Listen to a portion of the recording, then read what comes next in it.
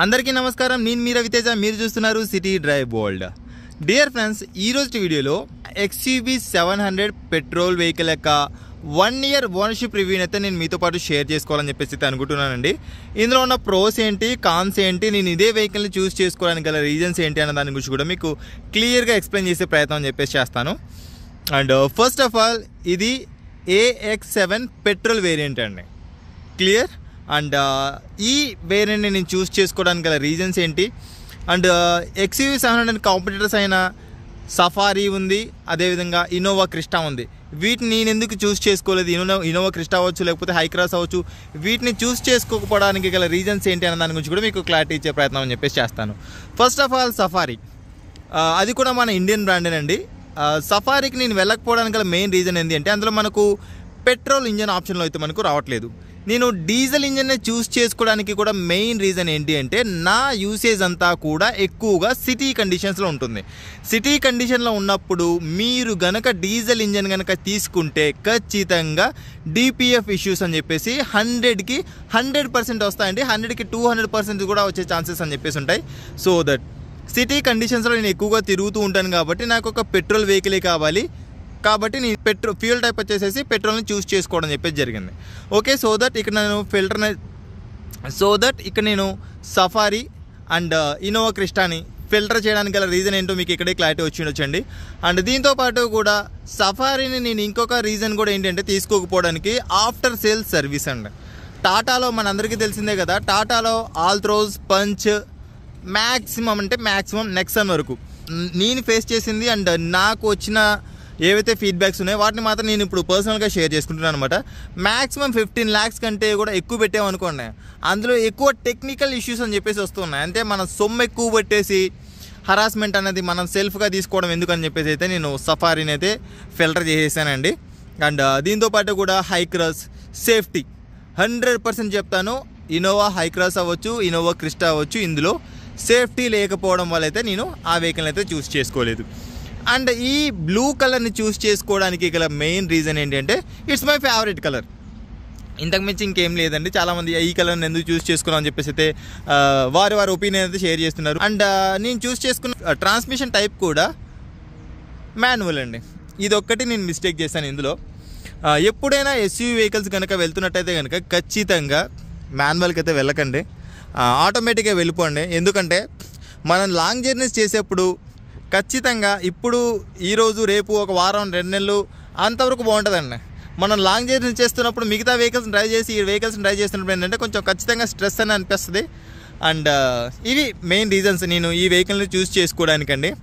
And AX7కి వెళ్ళడానికి గల reasons ఏంటి, AX7Lకి నేను ఎందుకు వెళ్ళలేదు అంటే కనుక AX7Lలో 360 degrees camera, ventilated seats and wireless charging, కొన్ని ఇంకా అడిషనల్గా అయితే వస్తున్నాయండి. అవి నాకంత వర్త్ అని చెప్పేసి అయితే నాకు అనిపించలేదు. నేను ఏదైతే పెడుతున్న అమౌంట్ ఉందో, బడ్జెట్ ఉందో, నేను ఇంక్రీజ్ చేస్తున్న బడ్జెట్కి నాకంత వర్త్ అని చెప్పేసి అనిపించకపోవడంతో నేను ఈ వేరియంట్ అయితే చూస్ చేసుకోవడం చెప్పేసి జరిగిందండి. ఫస్ట్ ఆఫ్ ఆల్ ఈ వెహికల్లో ఉన్న ప్రోస్ ఏంటి అని కనుక చూసుకున్నట్టయితే ఫస్ట్ మనం చెప్పాల్సింది ఏంటంటే లుక్స్ అండ్ డైనమిక్స్ అండి. ఈ కార్ని మనం ఫ్రంట్ ప్రొఫైల్ నుంచి చూసామంటే ఈ కార్ యొక్క హెడ్ ల్యాంప్ క్లస్టర్ చాలా యూనిక్గా డిజైన్ చేశారని చెప్పేసి చెప్పుకోవచ్చు. చాలా ప్రీమియంగా కనిపిస్తుంది ఫ్రంట్ ప్రొఫైల్ నుంచి అయితే, చాలా బాక్సీగా అయితే మనకు ఈ ప్రొఫైల్ అని చెప్పేసి అయితే కనిపిస్తుందండి ఫ్రంట్ నుంచి. అండ్ అదేవిధంగా సైడ్ ప్రొఫైల్ వచ్చినట్టయితే కనుక 18 inches మనకు అలా వీల్స్ అయితే ప్రొవైడ్ చేస్తున్నారు. And body coloured ORVM with turn indicator, flush door handles. ఇవి మీకు ఎంతమందికి నచ్చుతాయి ఏంటని చెప్పేసి అయితే కింద కామెంట్ సెక్షన్లో కామెంట్ చేయండి. నాకైతే ఇది పెద్ద వర్త్ అని చెప్పేసి అయితే అనిపించలేదు. ఎందుకంటే ఈ ఫ్లష్ డోర్ హ్యాండిల్స్ అనేది ఇలా ప్రెస్ చేయగానే అన్లాక్ చేయకపోయినా కూడా ఈ AX7 వేరియంట్లో ఓపెన్ అయిపోతాయండి. ఎక్కడైనా మనం అల్లరి పిల్లలు ఉండే చోట కనుక పార్క్ చేసామనుకోండి, అక్కడ ఏం చేస్తారంటే ఇలా ఓపెన్ చేసి ఆడడం అని చెప్పి స్టార్ట్ చేస్తారు. ఇఫ్ ఇన్ కేస్ విరగొట్టే ఛాన్సెస్ కూడా ఎక్కువగా ఉంటాయి. So that if in case దీన్ని మనం లాక్ చేసినా కూడా ఇదైతే మనకు క్లోజ్ అవ్వదు. ఒకసారి అయితే మీరు గమనించవచ్చు, చూడండి ఇక్కడైతే నేను లాక్ చేశాను. లాక్ చేసినప్పుడు వార్వియన్స్ క్లోజ్ అవుతున్నాయి కానీ ఇవైతే క్లోజ్ అవ్వలేదు. ఇది కాస్ట్ కటింగ్ చేశారని చెప్పేసి అయితే మనం చెప్పుకోవచ్చు.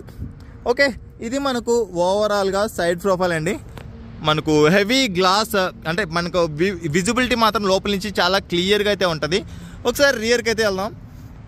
రియర్ ప్రొఫైల్లో కూడా మనకు టెయిల్ ల్యాంప్ క్లస్టర్ కూడా చాలా యూనిక్గా అయితే డిజైన్ చేశారండి. అండ్ దీంతో పాటు కూడా ఇక్కడ చూడొచ్చు మీరు రివర్స్ పార్కింగ్ సెన్సార్స్ ఇచ్చారు. అండ్ ఇక్కడ కెమెరా ఇచ్చారు, కానీ ఈ కెమెరా అంత ఇదిగా అయితే నాకు అనిపించలేదు. లోపలికి వెళ్ళిన తర్వాత దీనికి సంబంధించిన మిగతా విషయాలు అయితే మనం మాట్లాడుకుందామండి. అండ్ రియర్ వైపర్ అయితే ప్రొవైడ్ చేయడం జరుగుతుంది. డీఫాగర్ ఇచ్చేసారు. And high mount stop lamp and shark fin antenna. చాలా ఒక్కసారి మీకు పైకి ఎక్కేసి కూడా చూపిస్తా.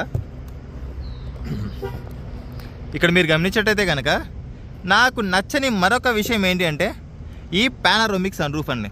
ఈ పానారోమిక్ సన్ రూఫ్ ఉండడం వల్ల కార్ యొక్క సేఫ్టీ ఖచ్చితంగా తగ్గిపోతుందని చెప్పేసి చెప్పుకోవచ్చు. దీంతోపాటు కూడా మనం డ్రైవ్ చేస్తున్నప్పుడు ఒక కాన్ఫిడెన్స్ అన్నది కూడా మనం లూజ్ అవుతామండి. ఎందుకంటే ఇఫ్ ఇన్ కేస్ కార్ కనుక ఎప్పుడైనా బాడీ రోల్ అయినా అంటే మీరు పర్ఫెక్ట్గా డ్రైవ్ చేస్తూ ఉంటారు, ఆపోజిట్ వాళ్ళు చేసే తప్పులకి మనం బలవాల్సిన పరిస్థితులు ఏదైనా వచ్చినప్పుడు కనుక ఈ పానారోమిక్ సన్ రూఫ్ అన్నది అయితే మనల్ని అంతా ప్రొటెక్ట్ చేసే ఛాన్స్ అని చెప్పేసి అయితే లేదండి. సో దట్ ఎవరైనా if in case panoramic sunroof కావాలని కనుక అనుకుంటున్నట్లయితే కనుక ఈ పానారోమిక్ సన్ రూఫ్ అనేది ఒక నెగిటివ్ అన్నది అయితే గుర్తుపెట్టుకోండి. అండ్ పిల్లల కోసం పైన నించుంటారు, అది చేస్తారు ఇది చేస్తారంటే మిమ్మల్ని మీరు ఇబ్బంది పెట్టుకున్న వారు అవుతారన్న విషయాన్ని అయితే మీరు గుర్తుపెట్టుకోండి. ఓకే, ఇందులో ఉన్న ప్రోస్ ఒక్కొక్కటి అయితే మనం ఇప్పుడు మాట్లాడుకుందామండి. ప్రోస్ గురించి మాట్లాడుకున్నట్టయితే కనుక ఫస్ట్ అన్లాక్ చేస్తానండి. అన్లాక్ చేసిన వెంటనే ఇక్కడ చూడొచ్చు డ్రైవర్ సీట్ అని చెప్పేసి మనకు వెల్కమ్ ఫీచర్ అని చెప్పేసి అయితే ఉంది. అంటే నేను ప్రీవియస్గా నా హైట్కి అనుగుణంగా నేను ఎలాగైతే సెట్ చేసుకున్నానో దానికి అనుగుణంగా అది వెనక్కి వెళ్ళిపోతుంది. ఆటోమేటిక్గా నేను కార్లో కూర్చొని డోర్ ఎప్పుడైతే క్లోజ్ చేసుకుంటానో యూ కెన్ సీ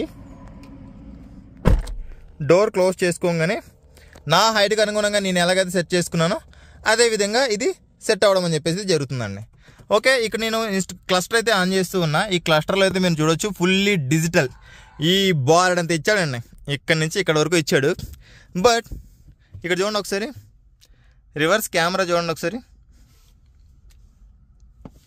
ఈ రివర్స్ కెమెరాకి సంబంధించి ఇంత ఈ ఖాళీ స్పేస్ ఎందుకు ఇచ్చాడో ఏంటో నాకు ఇంతవరకు అర్థం కాలేదండి.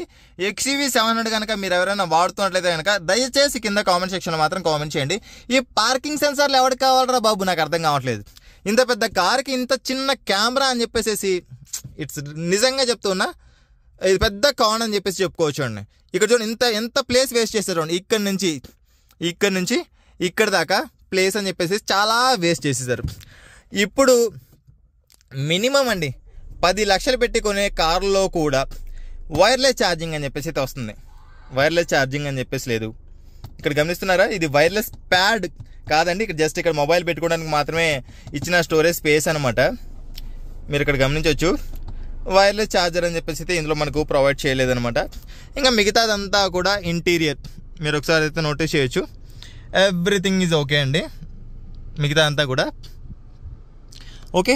నిన్న చెప్పాను కదా, ఈ పానారోమిక్ సన్ రూఫ్ అన్నది మాత్రం నాకు నేను 1 ఇయర్లో దాదాపుగా మ్యాక్సిమం ఒక 2-3 ఫొటోస్ తీసుకోవడానికి, అది కూడా మా పిల్లలకి 2-3 ఫొటోస్ రన్నింగ్లో కాదండి, ఆపినప్పుడు 2-3 ఫొటోస్ తీసుకోవడానికి నేను ఓపెన్ చేసాను తప్పనిచ్చి దీని నుంచి నాకు పెద్ద యూజ్ అని చెప్పేసి అనిపించలేదు. ఇది మనం ప్రాపర్గా మెయింటైన్ చేయకపోతే మాత్రం వర్షాకాలంలో మనకు లీకేజ్ అయ్యే ఛాన్సెస్ కూడా చాలా ఎక్కువగా ఉంటాయి. ఎందుకంటే అలాంటి పరిస్థితుల్లో లోపల మొత్తం ఎలక్ట్రికల్స్ కూడా పాడయ్యే ఛాన్సెస్ అని చెప్పేసి అయితే ఉంటాయండి.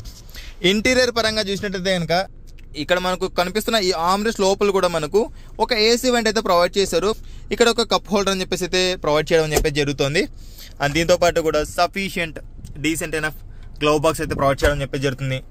లెదర్ ర్యాప్డ్ అంటే ప్యూర్ లెదర్ అయితే కాదు, leather wrapped dash board dual tone finishing ఇవ్వడానికి అని చెప్పేసి అయితే ఈ ఫినిషింగ్ ఇవ్వడం అని చెప్పేసి జరుగుతుంది. ఇది మనకు ఫస్ట్ రో అండి. అండ్ మీకు ఇందాక చెప్పాను కదా, ఇది వచ్చేసేసి మనకు ఫ్రంట్ డ్రైవర్ సీట్ మాత్రమే మనకు ఎలక్ట్రికలీ అడ్జస్టబుల్ అండి. ఎలక్ట్రికల్గా అయితే మనం అడ్జస్ట్ చేసుకోవచ్చు. అండ్ ఇందులో నాకు నచ్చని మరొక వరస్ట్ థింగ్ ఏంటి అంటే ఐడల్ స్టాప్ అండ్ స్టార్ట్ అండి. ఈ ఐడల్ స్టాప్ అండ్ స్టార్ట్ ఉండడం వల్ల ఈ కార్లో మనం జస్ట్ ఒక 5 minutes ట్రావెల్ చేసి న్యూట్రల్ చేసిన వెంటనే ఇమ్మీడియట్గా ఇంజన్ ఆగిపోవడం అని చెప్పేసి జరుగుతుంది. ఇలా ఆగిపోవడం వల్ల మళ్ళీ అగైన్ ఇమ్మీడియట్గా మనం వెళ్ళాలనుకున్నప్పుడు క్లచ్ ప్రెస్ చేస్తే స్టార్ట్ అవుతుంది. అలా జరగడం వల్ల ఏమవుతుందంటే ఫ్రాక్షన్ ఆఫ్ సెకండ్, అట్లీస్ట్ ఒక 10 seconds 15 seconds అనే టైం ఇచ్చింటే కనుక బెటర్గా ఉండేది. అలాంటి ఎటువంటి టైం ఇది లేకోకుండా ఫ్రాక్షన్ ఆఫ్ సెకండ్స్లోనే, సెకండే 1 second క్లచ్ మీద కాలు తీసిన వెంటనే ఇంజన్ అయితే ఆఫ్ అయిపోతుందండి. మీరు ఎన్నిసార్లు ట్రై చేయండి, అలాగే ఆఫ్ అవుతూ ఉంటుంది. మరి తర్వాత మీరు క్లచ్ ప్రెస్ చేసుకుని ఆన్ చేసుకోవాల్సి ఉంటుంది. ఇది ఒక వరస్ట్ ఫీచర్ అని చెప్పేసి ఇది ఖచ్చితంగా చెప్తాను. Idol stop and start button, ఇది ఫ్యూయల్ని సేవ్ చేయడానికి ఇచ్చారని చెప్పేసి చెప్తారు, కానీ ఫ్యూయల్ ఎక్కడ సేవ్ అవుతుందండి? ఇంజన్ స్టార్ట్ చేయడానికి సరిపడేంత మినిమం 30 seconds నుంచి 40 seconds సరిపడే ఫ్యూయల్ అని చెప్పేసి ఒక్కసారి మనం ఇంజన్ స్టార్ట్ చేస్తే అయిపోతుందండి. అలాంటిది మనం పర్ డేకి ఒక 10 to 15 times మీరు మ్యాక్సిమం ఎక్కువ ట్రావెల్ చేసేవాళ్ళు సిటీలో కనుక మినిమం ఒక 40-50 times కనుక చేశారనుకోండి, ఎంత ఫ్యూయల్ అని చెప్పేసి వేస్ట్ అవుతుంది. క్లియర్? ఇది మనకు ఫస్ట్ రో అండి. ఓకే, లోపల కూర్చుంటే మాత్రం డ్రైవర్ వ్యూ నుంచి చాలా క్లియర్గా అయితే మనకు బానెట్ వ్యూ అయితే కనిపిస్తుంది అండి. ఓకే, అండ్ వెనక్కి వెళ్దాం. ఒకసారి వెనక్కి వెళ్ళేసి అయితే మీకు చూపించే ప్రయత్నం అని చెప్పేసి చేస్తాను. ఫ్రంట్ కో ప్యాసింజర్ సీట్ వచ్చేసేసి నా హైట్కి అనుగుణంగా అయితే నేను అడ్జస్ట్ చేసుకున్నా. అటువైపు కొంచెం అంతా కూడా ఉంది కాబట్టి నేను ఇది చేయట్లేదండి. అండ్ రియర్లో మనకు ఏసీ వెంట్స్ అయితే ప్రొవైడ్ చేస్తున్నారు. మనకు ఒక Type-C ఛార్జింగ్ పోర్ట్ కూడా ప్రొవైడ్ చేయడం చెప్పి జరుగుతుంది. ఇక్కడ ఒక మొబైల్ హోల్డర్ అండ్ ఫ్రంట్ సీట్ని మనం ఇక్కడి నుంచే ఈ విధంగా అడ్జస్ట్ చేసుకోవచ్చు అండి. ఓకే, అండ్ రీడింగ్ ల్యాంప్స్ అయితే ప్రొవైడ్ చేయడం చెప్పి జరుగుతుంది బోత్ సైడ్. అండ్ సెంటర్లో arm rest. Okay, good. And ఒక్కసారి దీన్ని మనం 7-seater అని చెప్పేసి పిలవచ్చా లేదా అన్నదాని గురించి ఇందులో మీకు కుల్లా చెప్పేస్తానండి. మొత్తం అంతా కూడా కంప్లీట్గా మీకు జెన్యూన్ రివ్యూ అని చెప్పేసి అయితే ఇచ్చేస్తాను. ఇలా ప్రెస్ చేసామంటే సింగిల్ స్టెప్ అయితే మనం వెనక్కి వెళ్ళిపోవచ్చు. వెనకలో ఉన్న ఇవైతే కొంచెం నేను పక్కా తీసి చూపిస్తానండి మీకు, తర్వాత మీకు కూడా ఒక క్లారిటీ వస్తుంది.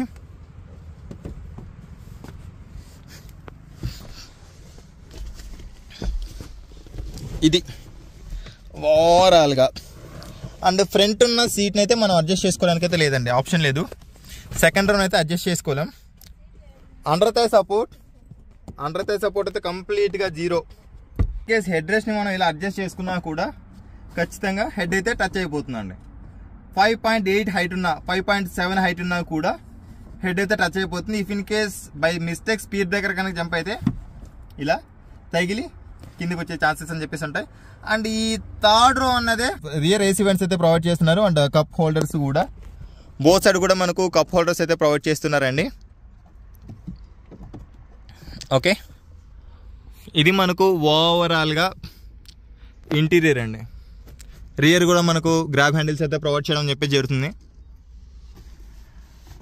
ఓకే, అండ్ బూట్ మనం ముఖ్యంగా 7-seater కార్ని చూస్ చేసుకుంటున్నామంటే బూట్ స్పేస్ అన్న దాని గురించి కూడా మనం ఆలోచించాల్సి ఉంటుంది కదా. ఒక్కసారి దీనికి సంబంధించిన బూట్ స్పేస్ గురించి కూడా చూద్దామండి. బూట్ స్పేస్ అయితే జీరో బూట్ స్పేస్ అండి. అంటే ఇక్కడ మీరు చిన్న బ్యాగ్స్, పిల్లలు స్కూల్కి తీసుకెళ్లే చిన్న బ్యాగ్స్ తప్పనిచ్చి ఎటువంటిది కూడా పెట్టుకోవడానికి అయితే ఛాన్స్ లేదు. అంటే స్పేర్ వీల్ అని చెప్పేసి అయితే మనకు కింద ప్రొవైడ్ చేయడం అని చెప్పేసి జరుగుతుంది. అండ్ ఇక్కడ మనకు బూట్ స్పేస్ అయితే 0 అండి. ఇది మనం వెనకలు ఉన్న సీట్స్ని ఇలా ఫోల్డ్ చేసుకుంటే, అంటే దీన్ని మనం ఒక 5-seater కార్ లాగా యూజ్ జస్ట్ సెకండ్. ఈ కార్ని ఒక పర్ఫెక్ట్ 5-seater లాగా మాత్రమే మనం యూజ్ చేసుకోవడానికి వీలవుతుంది తప్పనిచ్చి ఒక 7-seater లాగా అయితే యూజ్ చేసుకోలేమండి. ఒక 5 members ఉండి 2 kids ఉన్నారనుకోండి, ఓకే ఫైన్. అంతేగాని 7 adult ట్రావెల్ చేయాలంటే మాత్రం ఈ కార్లో కష్టంగా ఉంటుంది. అంటే నేను చాలా లాంగ్ జర్నీస్ కూడా చేశానండి. దాదాపుగా at a time 2000 kilometers 3000 kilometers కూడా ట్రావెల్ చేసిన ఎక్స్పీరియన్స్ తోటి అయితే నేను మీకు షేర్ చేస్తున్నా. రియర్లో మళ్ళీ చెప్తున్నా, రియర్ సీట్స్ ఇవైతే థర్డ్ రో ఉందో థర్డ్ రోలో చాలా కంజెస్టెడ్గా అయితే ఉంటుంది అడల్ట్కి. ఓకే, చలో ఇది మనకు ఓవరాల్గా ఇంటీరియర్ అండ్ ఎక్స్టీరియర్. ఇక డ్రైవింగ్ గురించి మనం మాట్లాడుకున్నట్టయితే కనుక పెట్రోల్ వెహికల్ అయినా కూడా ఇందులో మనకు మంచి ఫీల్ అయితే ఖచ్చితంగా ఫీల్ అవ్వచ్చండి. దీనికి సంబంధించి సస్పెన్షన్ పరంగా చూసినట్టయితే కనుక సస్పెన్షన్లో మనం గతుకుల రోడ్లో కనుక సిటీ కండిషన్స్లో కచ్చా రోడ్లో వెళ్తున్నట్టయితే లోపలికి క్లియర్గా సౌండ్స్ అని చెప్పేసి అయితే వినిపిస్తాయి. అండ్ విండ్ నాయిస్ కూడా మనకు లోపలికి అయితే ఎంటర్ అవుతుందండి. అది మీరు కూడా నోటీస్ చేశారా లేదా? ఇఫ్ ఇన్ కేస్ ఎవరైనా XUV 700 కనుక యూజ్ చేస్తున్నట్టయితే మీరు కూడా కింద కామెంట్ సెక్షన్లో అయితే కామెంట్ చేయండి. విండ్ నాయిస్ అనేది రన్నింగ్లో లోపలికి వినిపిస్తుందా లేదా అన్న దాని గురించి. అండ్ దీనికి సంబంధించిన మైలేజ్ పరంగా మనం చూసుకున్నట్టయితే హైవేలో 11.5 to 12 కిలోమీటర్స్, అదే సిటీ కండిషన్స్లో చూసుకున్నట్టయితే కనుక 8 to 9 కిలోమీటర్స్ అండి. ఇంతకంటే మనం ఒక SUV కార్లో మైలేజ్ అయితే ఎక్స్పెక్ట్ చేయలేం, అది కూడా ఒక పెట్రోల్ కార్లో. మరి డీజిల్లో చూసినట్టయితే కనుక మనకు 18 to 20 కూడా వచ్చింది బ్రదర్ అని చెప్పేసి అయితే నాతో చాలామంది అయితే షేర్ చేసుకోవడం అని చెప్పేసి జరిగిందండి. సో ఈ ఓవరాల్గా దీనికి సంబంధించి సర్వీస్ పరంగా మనం చూసినట్టయితే కనుక ఒకటి నార్మల్ ఫస్ట్ 1000 కిలోమీటర్స్కి జనరల్ చెకప్ అని చెప్పేసి ఉంటుంది. అండ్ దీన్ని ఆల్రెడీ నేను 10,000 కిలోమీటర్స్ అబౌవ్ తిరిగేసాను కాబట్టి ఒక జనరల్ సర్వీస్ కూడా చేయించడం అని చెప్పేసి జరిగిందండి. ఈ జనరల్ సర్వీస్కి నాకు ఫ్రీగా ఉంటాయి, అంటే సర్వీస్ అని చెప్పేసి మనకు లేబర్ ఫ్రీ ఉంటుంది కదా. ఇందులో దాదాపుగా ఫస్ట్ టైం ఎయిర్ ఫిల్టర్ అయితే చేయించలేదు. ఎయిర్ ఫిల్టర్ని చేయించినప్పుడు నాకు వచ్చిన ఖర్చు 5,100 రూపాయలు ఎంతో వచ్చిందండి. దానికి సంబంధించిన బిల్లు ఉంటే కనుక బిల్లు కూడా మీకు చూపించే ప్రయత్నం చెప్పేసి చేస్తాను. ఇంత పెద్ద వెహికల్ని మనం మెయింటైన్ చేయడానికి వచ్చిన ఖర్చు వచ్చేసి నాకు 5,100 రూపాయలు, అది కూడా విత్ జనరల్ సర్వీస్ చేయించిన తర్వాత ఇంకొక సర్వీస్ అని చెప్పేసి అయితే ఇప్పుడు ఇదే మంత్లో ఉంది. దానికి సంబంధించిన ఎక్స్పీరియన్స్ కూడా నేను మీకు తర్వాత మీతో పాటు షేర్ చేసుకుంటానండి. లైట్ త్రో పరంగా మనం చూసినట్టయితే కనుక నైట్ టైం కనుక ఈ వెహికల్లో ట్రావెల్ చేస్తున్నట్టయితే నరకం. ఎందుకంటే ఇంత పెద్ద వెహికల్కి మనం LED లైట్స్ని అప్గ్రేడ్ చేసుకోవడానికి కూడా ఆప్షన్ లేదండి. ఇఫ్ ఇన్ కేస్ మనం కనుక అప్గ్రేడ్ చేసుకోవాలనుకోండి, కంప్లీట్గా ఈ క్లస్టర్ మొత్తాన్ని, హెడ్ ల్యాంప్ క్లస్టర్ మొత్తాన్ని కూడా మనం అయితే రిమూవ్ చేసుకోవాల్సిన పరిస్థితి అయితే ఉంటుంది. లైట్ త్రో అయితే 100% అయితే నేనైతే సాటిస్ఫై అవ్వలేదండి. అండ్ XUV 700 ఎవరైతే వాడుతున్నారో మీరు కూడా దీనికి సంబంధించిన లైట్ త్రో ఎలా ఉంది, సింగిల్ లోడ్స్లో వెళ్తున్నప్పుడు ఆపోజిట్ నుంచి వచ్చే వెహికల్స్ యొక్క లైట్ త్రోకి ఇది ఎలా అనిపిస్తుంది ఏంటని చెప్పేసి అయితే కింద కామెంట్ సెక్షన్లో కామెంట్ చేయడం మాత్రం మర్చిపోవద్దు. అండ్ ఇదే విధంగా మన ఛానల్లో ప్రతిరోజు కూడా లేదా అట్లీస్ట్ మినిమం వీక్లీ ఒక 2-3 వెహికల్స్ సంబంధించిన ఓనర్షిప్ రివ్యూస్ అయినా కూడా నేను మీకు ఇచ్చే ప్రయత్నం అని చెప్పేసి చేస్తానండి. జెన్యూన్ రివ్యూస్ ఇచ్చే ప్రయత్నం ఖచ్చితంగా చేస్తాను. ఇంతవరకు కూడా ఏ ఒక్క పెయిడ్ ప్రమోషన్ అని చెప్పేసి కూడా చేయలేదు. అండ్ మీరు కూడా మీ కారుకి సంబంధించిన ఓనర్షిప్ రివ్యూ షేర్ చేసుకోవాలనుకుంటున్నట్లయితే మన ఛానల్లో ఇక్కడ స్క్రీన్ పైన కనిపిస్తున్న ఈ నెంబర్కి వాట్సాప్లో పిన్ చేయండి, లేదా డైరెక్ట్గా మీరు నాకు కాల్ చేసి కూడా మీకు సంబంధించిన ఓనర్షిప్ సంబంధించి రివ్యూ డీటెయిల్స్ అని చెప్పేసి నాతో మీరు షేర్ చేసుకోవచ్చండి. సో రైట్ ఫ్రెండ్స్, ఇది ఇవాళ వీడియోలో. అండ్ మైలేజ్ కుదిరితే కనుక నేను మీకు ఇందులో మైలేజ్ సంబంధించిన ఫీచర్స్ కూడా, మైలేజ్ యాక్యురేట్గా ఎంత వస్తుంది ఏంటని చెప్పేసి కూడా మీకు చూపించే ప్రయత్నం అని చెప్పేసి చేస్తాను. అండ్ మర్చిపోయాను, ఇందులో ఉన్న అడాస్లో చూసినట్టయితే కనుక ఇది నేను తీసుకున్నది మాన్యువల్ కాబట్టి అడాస్ లెవెల్ 1 అని చెప్పేసి అయితే వస్తుందండి. Auto emergency breaking, lane keep assist, వీటిని అడాస్ లెవెల్ 1 అని చెప్పేసి అంటారు. అంటే మనం 60 కిలోమీటర్ స్పీడ్ దాటినప్పుడు లేన్ అటు ఇటు మనం వితౌట్ ఇండికేటర్ కనుక మూవ్ అవుతున్నట్టయితే స్టీరింగ్ అని చెప్పేసి మనల్ని అలర్ట్ చేస్తుంది. అదేవిధంగా దీంతో పాటు కూడా ఆటో ఎమర్జెన్సీ బ్రేకింగ్, ఈ ఆప్షన్ అనేది ఏంటంటే మనం సిటీ కండిషన్స్లో వెళ్తున్నప్పుడు బై మిస్టేక్ అటో ఇటు చూస్తున్నప్పుడు మన ముందు కనుక ఏదైనా వెహికల్స్ ఉంటే ఆటోమేటిక్గా దానంతటైతే బ్రేక్ వేసుకుంటుందండి. ఇది ఇందులో ఉన్న అడాస్ సంబంధించిన ఫీచర్స్. అడాస్ లెవెల్ 2లో మనకు వచ్చేది ఏంటి అంటే అడాప్టివ్ క్రూజ్ అనేది కూడా మనలో యాడ్ అవుతుంది. ఇది ఈ వెహికల్ వచ్చేసి మనకు అడాప్టివ్ క్రూజ్ అయితే లేదండి, ఎందుకంటే నేను తీసుకున్నది మాన్యువల్ వెహికల్ కాబట్టి. ఇఫ్ ఇన్ కేస్ మీరు కనుక ఎవరైనా XUV 700ని చూస్ చేసుకోవాలనుకున్నట్లయితే ఖచ్చితంగా నేనైతే రికమెండ్ చేస్తానండి. బట్ వెళ్ళాలనుకున్న వారు మాత్రం ఖచ్చితంగా మాన్యువల్ కాకుండా ఆటోమేటిక్ అయితే వెళ్ళండి. ఎందుకంటే ఇప్పుడు మీరు గట్టిగా ఉన్నంత వరకు ఒక 1 year డ్రైవ్ చేయగలుగుతారు, 2 years డ్రైవ్ చేయగలుగుతారు. తర్వాత ఖచ్చితంగా స్ట్రెస్ అని చెప్పేసి అనిపిస్తుందండి. ఇంత పెద్ద వెహికల్ని మనం సిటీలో డ్రైవ్ చేయాలంటే మాత్రం చాలా స్ట్రెస్తో కూడుకున్న పని. ఇప్పుడు మనకు సిటీలో గనక ఎక్కువగా మీ డ్రైవింగ్ ఉంటే నేనైతే మీకు ఆటోమేటిక్ వెహికల్కి వెళ్ళమని చెప్పేసి అయితే నేను ఖచ్చితంగా రికమెండ్ చేస్తానండి. అండ్ డీజిల్ వెహికల్కి వెళ్ళకపోవడానికి మళ్ళీ రీజన్స్ చెప్తూ ఉన్నా, SUV వెహికల్స్ని కనుక మీరు సిటీ కండిషన్స్లో ఎక్కువ తిరిగేటుంటే మీరు ఎట్టి పరిస్థితుల్లో కూడా డీజిల్ వెహికల్స్కి అయితే వెళ్ళకండి. DPF ఇష్యూస్ అని చెప్పేసి ఎక్కువగా వస్తాయి. మీరు కార్ని యూజ్ చేయడం కంటే కూడా సర్వీస్ సెంటర్కి తీసుకెళ్ళడమే ఎక్కువగా ఉంటుందన్నమాట. క్లియర్? ఇంకా ఏవైనా కనుక దీనికి సంబంధించిన విషయాలు మర్చిపోయినట్లయితే కనుక మీరు కింద కామెంట్ సెక్షన్లో కామెంట్ చేయండి. వాటిని నేను నెక్స్ట్ వీడియోలో కవర్ చేయడానికి అయితే ట్రై చేస్తానండి. మనం నెక్స్ట్ వీడియోలో మరొక ఓనర్షిప్ రివ్యూతో అయితే కలుద్దామండి. Thanks for watching. Bye. Seat belt ధరించండి, హెల్మెట్ ధరించండి, సురక్షితంగా ప్రయాణించండి. అంబులెన్స్కి దారి ఇవ్వడం మాత్రం మర్చిపోద్దు. Please don't drunk and drive. బోలో భారత్ మాతాకి జై.